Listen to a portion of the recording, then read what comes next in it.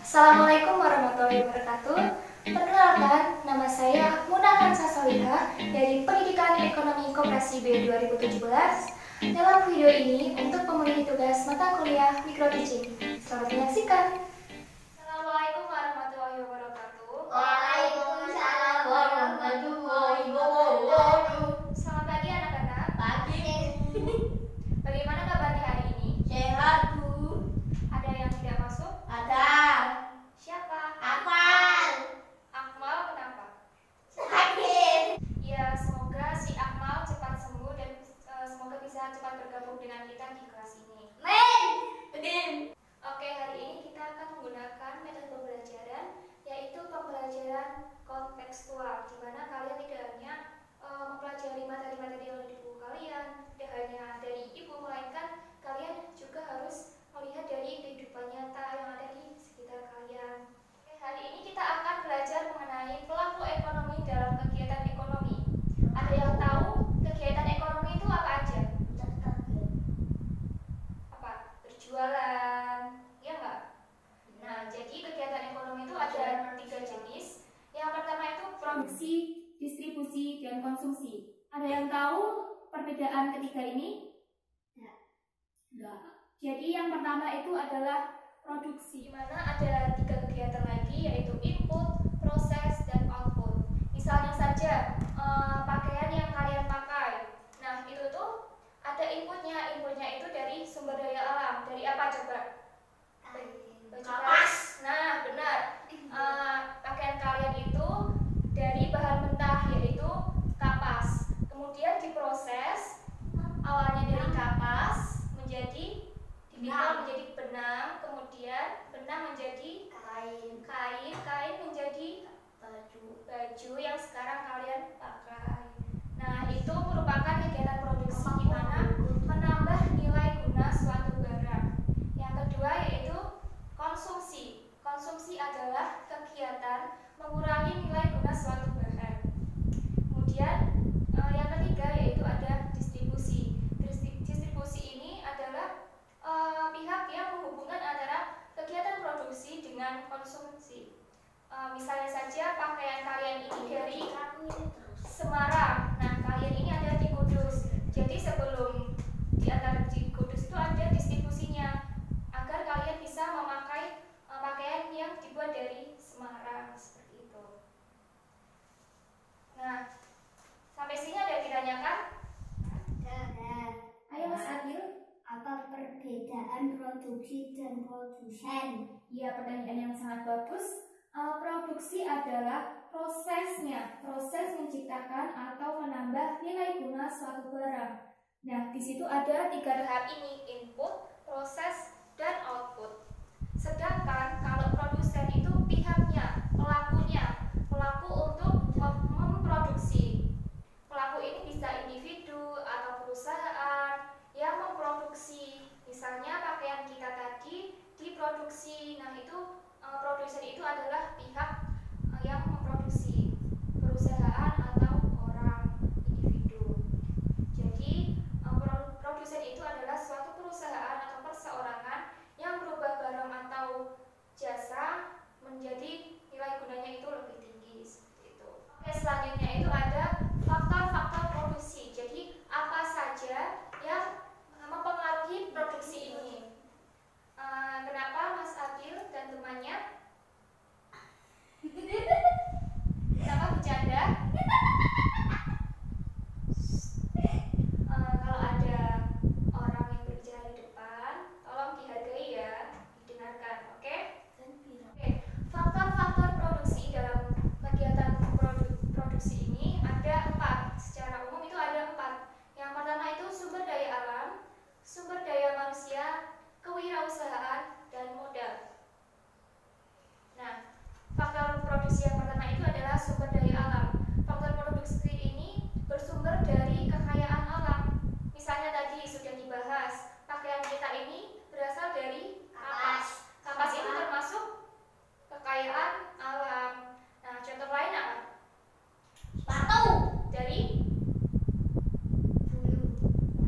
Dari kulit misalnya. Kemudian ada tanah bisa dimanfaatkan menjadi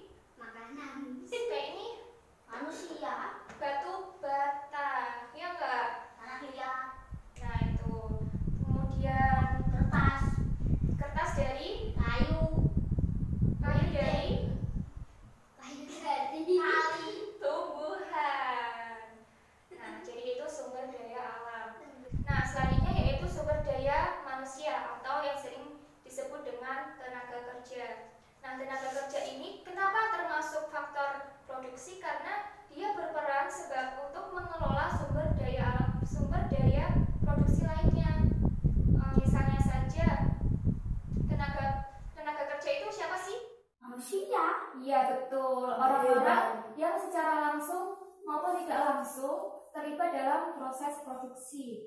Kenapa tidak langsung dan langsung? Misalnya, yang membuat pakaian kalian itu ada banyak tenaga kerja yang langsung menjahit, tetapi ada juga seperti bosnya atau direkturnya itu tidak secara langsung memproduksi, tapi mengelola perusahaannya seperti itu. Nah, di dalam sumber daya manusia ini dibedakan lagi menjadi dua. Yang pertama berdasarkan sifatnya, yaitu tenaga kerja jasmani dan tenaga kerja rohani. Ada yang tahu? Tenaga kerja jasmani itu fisik, pekerja yang menggunakan fisiknya, seperti ada yang tahu? Misalnya tukang beca, ya enggak? Dia akan menggunakan fisiknya. Kemudian contoh lain yaitu tukang sapu, petani, itu termasuk tenaga kerja jasmani. Yang kedua, tenaga kerja rohani, yaitu apa? Tenaga kerja rohani itu tenaga kerja yang menggunakan apa? Pikirannya, lebih menggunakan pikirannya. Kenapa? Tenaga kerja ini harus melalui pendidikan terlebih dahulu, misalnya dokter, guru, PK, dosen itu harus dalam pekerjaannya itu menggunakan rohaninya. Kemudian yang kedua berdasarkan kualitas dan kemampuannya, yaitu tenaga kerja terdidik, tenaga kerja terlatih, dan tenaga kerja terdidik maupun tenaga kerja tidak terlatih. Apa sih perbedaan ketiga ini? Belum tahu? Jadi tenaga kerja terdidik itu tenaga kerja yang harus mempunyai background pendidikan sebelumnya. Misalnya guru, dosen, dokter, dia harus melakukan pendidikan untuk melakukan pekerjaan tersebut. Kemudian tenaga kerja terampil, dia itu harus mempunyai keterampilan.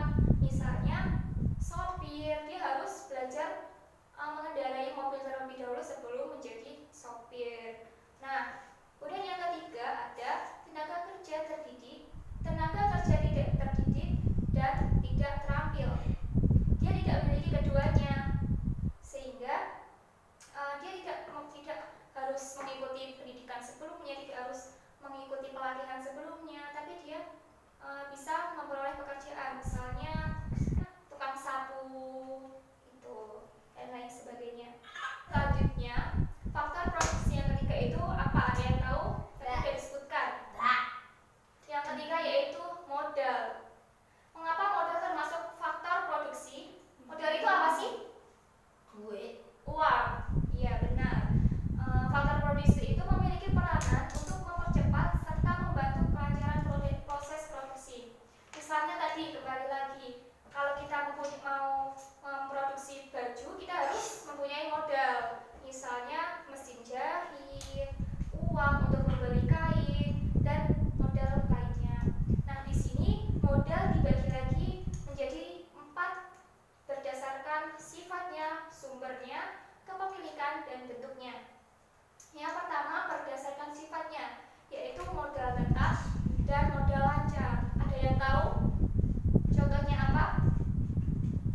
Ya, jadi modal tetap itu modal yang dapat digunakan dalam jangka waktu yang lama. Misalnya saja bangunan, tanah. Kalau kita punya perusahaan kan harus ada tempatnya terlebih dahulu. Kemudian yang kedua ada modal lancar, yaitu modal yang cepat habis, tidak bisa digunakan dalam jangka waktu yang lama. Misalnya bahan baku, kayak misalnya pakaian kita itu dari kain yang sudah diproduksi, maka akan habis. Kemudian yang ketiga ada berdasarkan kepemilikannya. Yang pertama yaitu modal individu dan modal asing. Kalau modal individu ini modal yang berasal dari kita sendiri. Misalnya kita mau bikin warung bakso, nah modalnya ini dari kita sendiri, kayak gitu. Nah, kalau yang kedua ini modal asing. Misalnya tadi kita mau membuat warung bakso, kita harus meminjam uang dari bank atau dari koperasi atau dari manapun. Nah, itu disebut modal asing. Beda lagi dengan modal publik atau modal umum. di mana modal ini didapatkan dari masyarakat dan akan dikembalikan lagi kepada masyarakat dalam bentuk lainnya. Misalnya saja, setiap orang yang memiliki motor pasti harus membayar pajak kendaraan. Nah, di sini pajak kendaraan yang sudah terkumpul dari masyarakat itu akan dibangunkan oleh pemerintah seperti halnya jalan tol, jembatan, dan akses lainnya yang dapat digunakan secara umum. Jadi, modal publik ini yang berasal dari masyarakat dan akan dikembalikan kepada masyarakat dalam bentuk lainnya. Nah, selanjutnya yang terakhir itu berdasarkan bentuknya. Yang pertama itu modal konkret, yang kedua adalah modal abstrak. Modal konkret itu ketika kita memproduksi suatu barang, nah kita itu bisa melihat modal tersebut. Misalnya saja mesin. Nah, kita kan dalam produksi kan kita melihat ada mesin tersebut. Jadi modal konkret itu modal yang terlihat. Kemudian kalau modal abstrak itu modal yang tidak terlihat. Misalnya saja hak paten, hak merek. Misalnya kita bisa misalnya kita membuat perusahaan, nah itu ada mereknya dan merek sudah terdaftar, itu merupakan modal bagi perusahaan. Faktor produksi yang terakhir yaitu faktor produksi kewirausahaan. Kenapa sih harus ada kewirausahaan? Kewirausahaan itu merupakan kemampuan seseorang untuk mengelola faktor produksi lainnya. Faktor produksi yang lainnya seperti sumber daya alam, sumber daya manusia, dan modal yang sudah kita bahas tadi itu harus dikelola dengan seseorang yang mempunyai kemampuan. Misalnya kemampuan memimpin, kemampuan mengorganisasi, dan kemampuan manajerial lainnya. Sehingga dalam kewirausahaan tersebut itu faktor-faktor yang sudah ada itu dapat dikelola dengan baik sehingga terjadilah proses produksi yang efektif dan efisien. Oke, selanjutnya Ibu punya penugasan buat kalian yang seru. Namanya brainwriting. Di mana kalian akan menuliskan ide-ide kalian di sini, menuliskan pendapat kalian di sini, kemudian akan menempelkannya di kertas besar. Nah, kalian akan menuliskan di sini nama salah satu perusahaan, kemudian inputnya itu apa, dari bahan apa. Contohnya gimana, Bu? Nah, kemudian sebentar dijelaskan. Inputnya apa, prosesnya bagaimana, dan outputnya apa. Contohnya tadi yang sudah dibahas, misalnya perusahaan X, namanya apa nanti bisa dicari di internet ataupun di buku. Nama perusahaannya apa, kemudian dia butuh bahan mentah apa, itu termasuk input. Kemudian prosesnya itu secara singkat aja, dan outputnya itu barang apa. Nah, ada yang ditanyakan? Enggak. Paham? Enggak. Paham? Nah, silahkan dikerjakan, dibagi ke semua teman-teman di kelas ini. Oke, waktunya sudah habis. Beberapa sudah mengumpulkan dan idenya bagus-bagus, tapi ada yang belum mengumpulkan. Siapa yang belum? Ya. Ayo silahkan dikumpulkan. Ditempel dengan Raffi. Iya, sudah lengkap semua. Ada yang bakso, listrik, yogurt. Oke, ide selanjutnya ada dari Mas Abil. Silakan Mas Abil ke depan untuk mempresentasikan. Di sini. Di sini. 1. Pabrik mebel Jepara. 2. Input pohon atau kayu. 3. Almari, Kursi dan meja. Ya, benar sekali.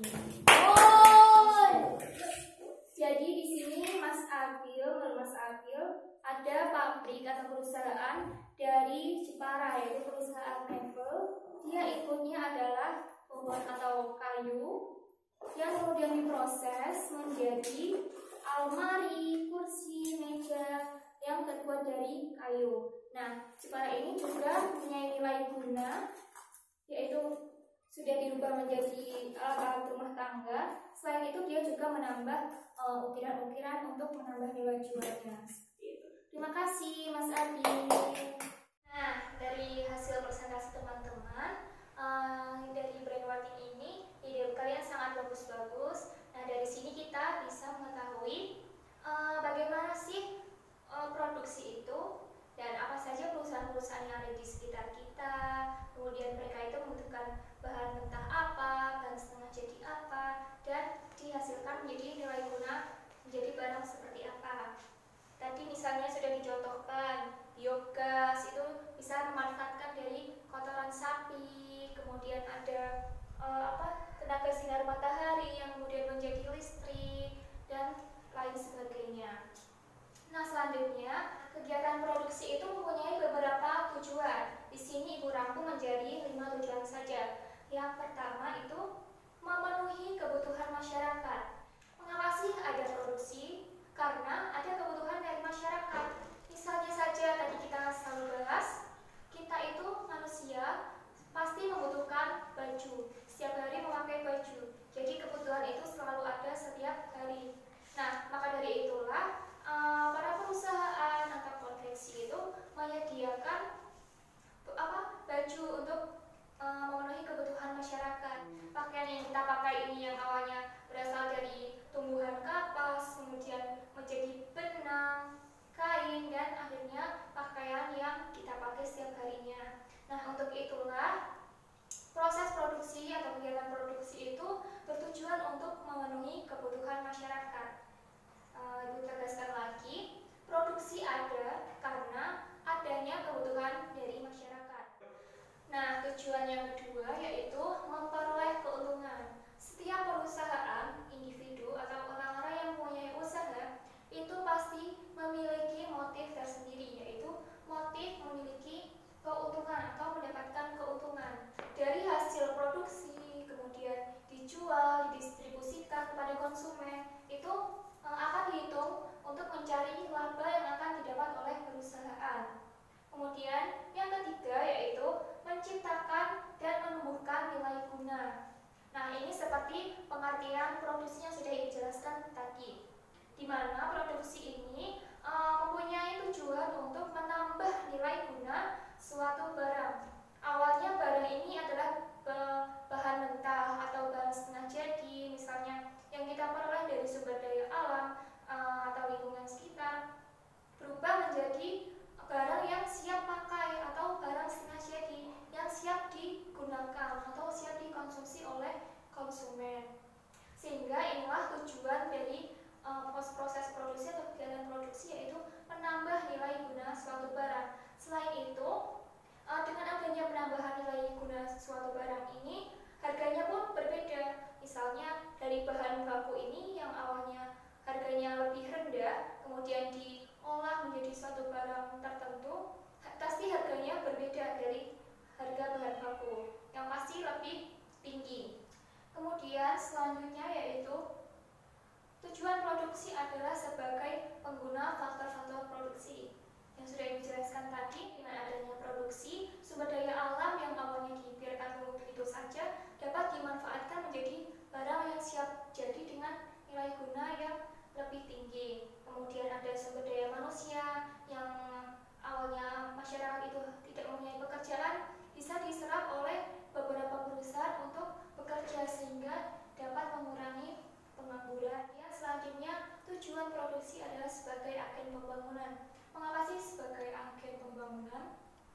Karena dengan adanya perusahaan-perusahaan di sekitar kita, setiap perusahaan itu akan memberikan kontribusinya pada negara, misalnya saja pajak dan lain sebagainya. Nah, itu bisa menjadi pendapatan suatu negara, sehingga itulah mengapa tujuan produksi itu sebagai agen pembangunan. Oke, sekian materi hari ini. Ada yang mau ditanyakan? Tidak. Oke, kalau begitu Ibu cukupkan. Nah, untuk selanjutnya Ibu ada penugasan yang akan Ibu bagikan setelah ini. Mohon untuk dikerjakan minggu depan. Dan untuk minggu depan materi yang akan kita bahas yaitu pelaku konsumen namun pada distribusi dan konsumsi. Kalian bisa belajar itu di rumah dan mengerjakan tugas yang Ibu berikan. Kemudian minggu depan kita akan membahasnya. Ya, kalau begitu Ibu cukupkan pertemuan hari ini dari pelajaran yang sudah Ibu sampaikan. Semoga kalian bisa